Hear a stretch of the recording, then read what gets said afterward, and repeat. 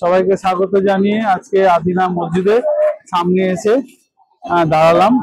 পুলিশি প্রহরার কারণে আমরা মোবাইল নিয়ে ভেতরে ভিডিও করতে পারলাম না, আপনাদের দেখাতেও পারবো না। বাইরে থেকে যতটুকু পারছি ততটুকুই আমরা দেখাবো। আমি ক্যামেরাম্যানকে বলছি খুব সুন্দর করে দেখাতে ছবিটাকে। এবং এটা 1373 সালে ইলিয়াস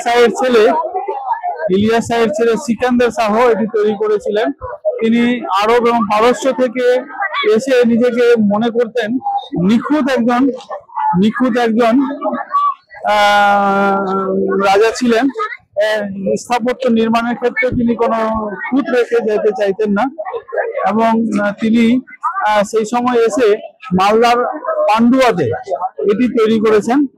এবং এখানে অনেক লোক জমায়েত হতো সেই যুগে, এবং সিকান্দার শাহ এটিকে তার ডেমনস্ট্রেশন দিতেন এলাকার লোকজনদের উপরে, এবং তার যে মতবাদ ছিল সেই মতবাদটা তিনি প্রচার করতেন। সুলতানি সাম্রাজ্যের একটি গুরুত্বপূর্ণ রাজা ছিলেন শেষ দিকে।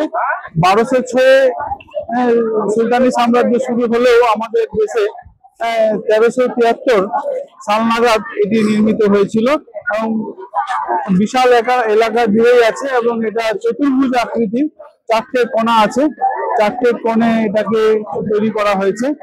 এবং এখন বর্তমানে যা অবস্থা দেখা যাচ্ছে তা অনেকটাই ভেঙে পড়েছে, ওয়ালগুলো আছে, ছাদগুলো ভেঙে পড়েছে, সেরকম কিছু নেই। তো যাই হোক বন্ধু, আমরা এখানে আজকে আপনাদের সামনে আদিনা মসজিদের বাইরে থেকে আমি বিষয়টা দেখানোর চেষ্টা করলাম। তো এখানে আমি আপনাদেরকে শেষ করলাম।